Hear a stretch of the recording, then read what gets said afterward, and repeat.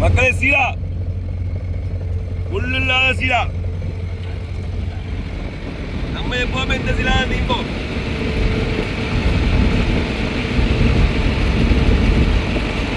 உள்ளுள்ள சீரா அதே விடுங்க.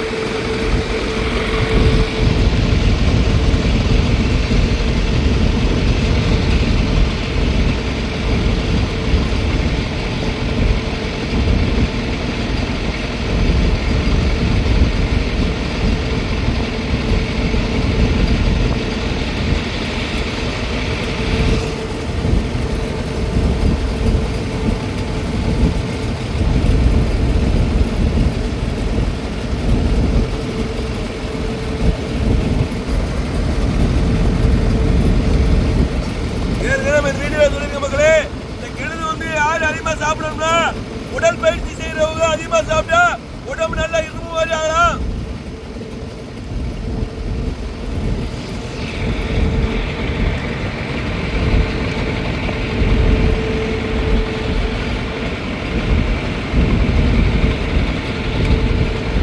தம்பி உடம்பு காரணமே இந்த மீன் தான். காட்டாத மீன் இருக்கு. ஆளுக்கு ஒரு மீன், அது மீன் தான். மதுரை பாங்க அந்த பாயில் வாடா இருந்தாங்க.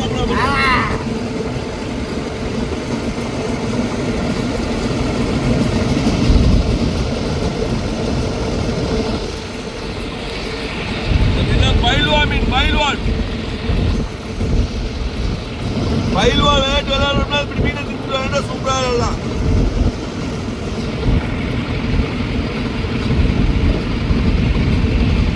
பம்பிங் பம்பிங்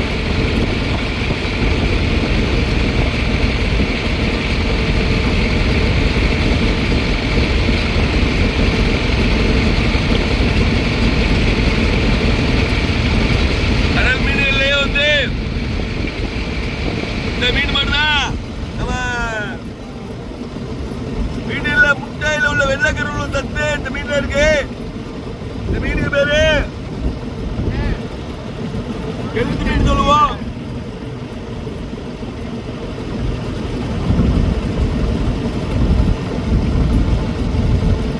இந்த மீன் பேர் கெளுத்தி மீன். இந்த மீன் எதுக்கு நல்லதுன்னா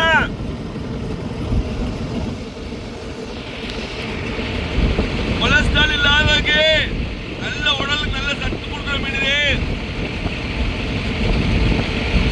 முட்டையில வெள்ளைக்கரு நம்ம எப்படி இருப்போமோ அந்த மாதிரி அந்த அதோட சத்து இந்த மீன்ல இருக்கு. பிள்ளைகளுக்கு முட்டை எப்படி விருந்து கொடுப்பீங்களா அது மாதிரி அந்த மீனை அவிச்சு கருவில் வச்சு கொடுங்க. சூப்பரா இருக்கு.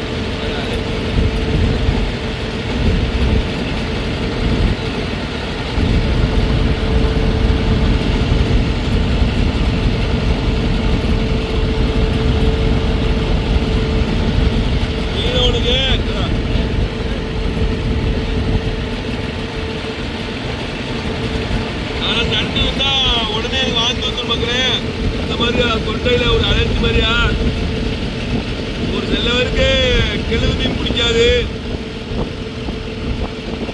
சில பேருக்கு நண்டு பிடிக்காது, சில பேர் முட்டை திங்க மாட்டாங்க. கேள்விப்பட்டிருக்கா? முட்டை திங்க மாட்டாங்க. அந்த மாதிரி சின்ன வயசுல இருந்தே நம்ம எந்த பொருளை விரும்பி திங்கன்னா அந்த பொருளை நம்ம விரும்பி திங்க மாட்டேன். போமே அந்த மாதிரி நான் வந்து நண்டு விரும்பி திங்க மாட்டேன். நண்டு தின்னா ஒரு மாதிரி ஆகுது. போட்டு இவ்வளவு கரை இருக்குது.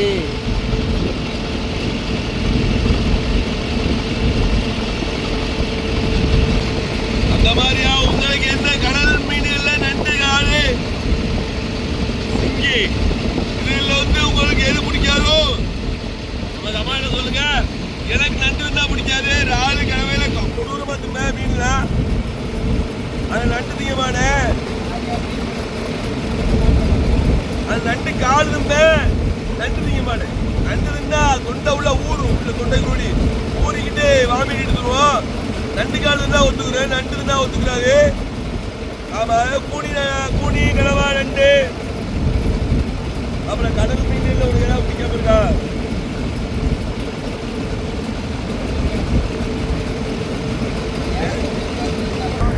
நம்ம கரையும் போது போட்டு கரை கடலுக்கு வந்துடுவாங்க.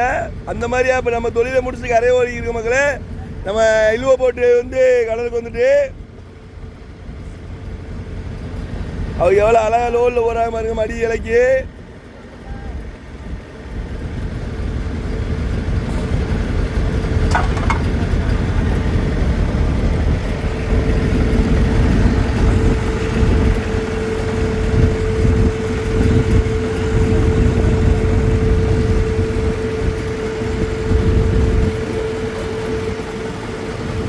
நமக்கு வாரத்தில் 4 நாள் தொழில், அவங்களுக்கு வாரத்தில் 3 நாள் தொழில்.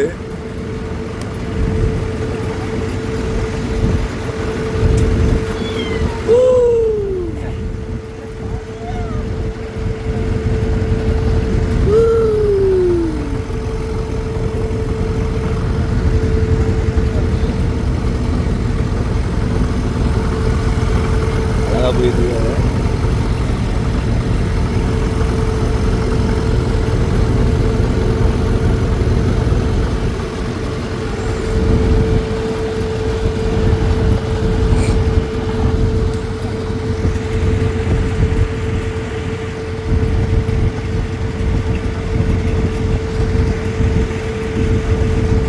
அவங்க நாளைக்கு காலையில் கரையே போயிடுவாங்க. நம்ம நாளைக்கு காலையில் கடலுக்கு வந்துடுவோம். அவங்களுக்கு வாரத்தில் 3 நாள் தொழில், வாரத்தில் 7 நாளில் நமக்கு 4 நாள், அவங்களுக்கு 3 நாளும் கடலில் ஒதுக்கி தான் நம்ம தொழில் பார்க்குறது எப்போவுமே.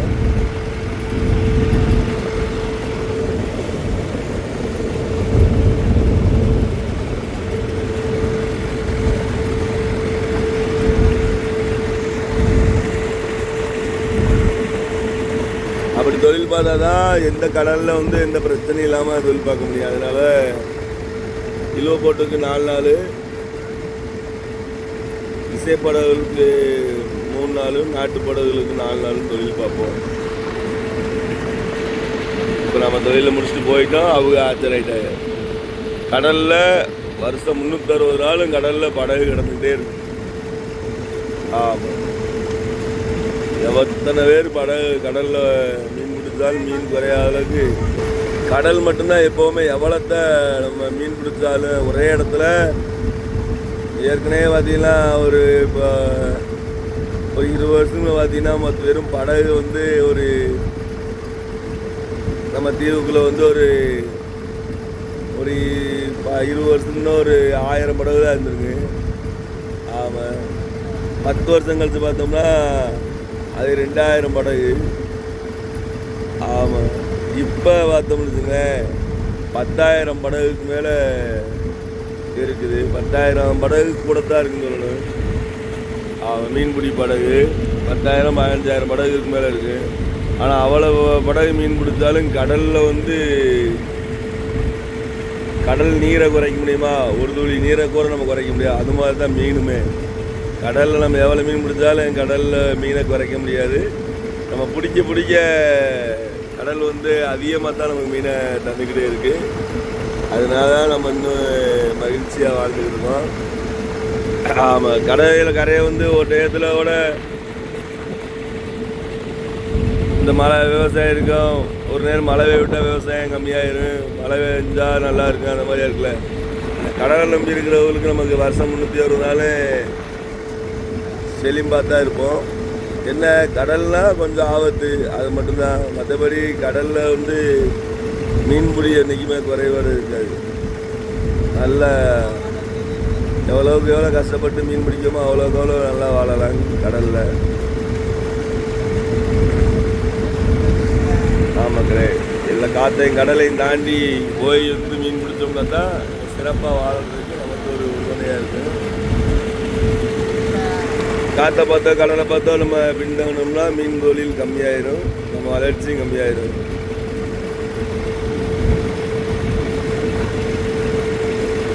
இப்போ அந்த 4 நாளாக காற்று கடுமையாக அடிச்சு கடலுக்கு வரல. இன்றைக்கி தான் கடலுக்கு வந்திருக்கோம். வெறும் விலை இல்லாத மீன் பாஞ்சு வச்சு அதைத்தான் நம்பி கழிச்சுக்கிருக்காங்க. பாஞ்ச மீன் விலை உள்ள மீன் தான் சரியான காசு வைக்கி. விலை இல்லாத மீனால இன்னைக்கு அதிகமாக விற்பனைக்கு போகும். அதிகமாக எங்களுக்கு லாபம் இல்லை. எல்லா நேரமும் எப்படி வராது, விலை உள்ள மீன் நிறைய நேரம் வரும். ஆனால் இப்போதைக்கு விலை இல்லாத மீன் பாஞ்சு எல்லாத்தையும் ஏற்றுக்கிட்டு தானே வாழணும். நாளைக்கு விலை உள்ள மீனை பிடிப்போம்.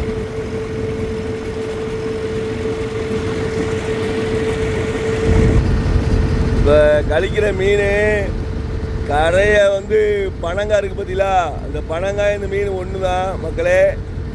ஏன்னு கேட்டிங்கன்னா பனங்காய் சரியான டேஸ்டான ஒரு உணவு, ஆனால் ரேட் போகாது, விற்பனை இல்லாமல் போச்சு பார்த்தீங்களா.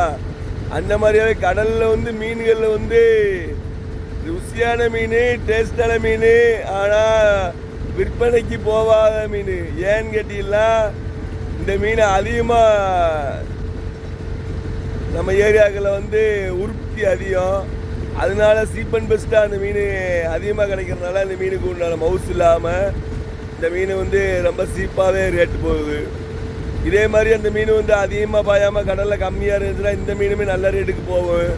ஆனால் இந்த மீன் எப்போவுமே அதிகமாக மக்களுக்கு எல்லாருக்குமே வர்றதுனால அந்த மீன் வந்து ரேட்டு கம்மியாக போகிறதுக்கு காரணமே மீன் அதிகமாக வர்றதுனால அந்த மீன். இல்லையோ அந்த மீன் வந்து இதே சைஸில் சூடைன்னு சொல்கிற மீன் இருக்கு, ஆனால் அதுவே 100 ரூபாய்க்கு போகும் கிலோ. ஆனால் இத்த பெருசாக அந்த மீன் இருந்து வெறும் 10 ரூபாய்க்கு 5 ரூபாய்க்கு தான் போகும் இந்த மீன்.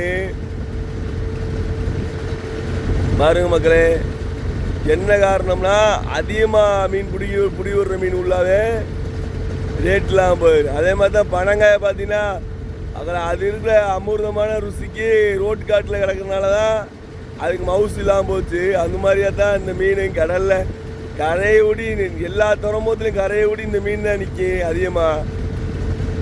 மற்ற மீன்களுக்கெல்லாம் ரொம்ப தூரம் ஓடி போய் மீன் பிடிக்க வேண்டியிருக்கு. ஆனால் இந்த மீனை மட்டும் பார்த்தீங்கன்னா பக்கத்துலேயே கரை ஓரத்துலேயே வந்து மீன் பிடிக்கிற மாதிரியா இருக்கு இந்த மீன். நான் கரைக்கிற மீனை பாருங்க, இந்த மீன் வந்து தம்பி காட்டுறா மீனை, இந்த மீன் கரை உளும்புலேயே வந்து நம்ம பிடிக்கலாம். இந்த மீனை வந்து நாங்கள் கலர் மீன் சொல்லுவோம்.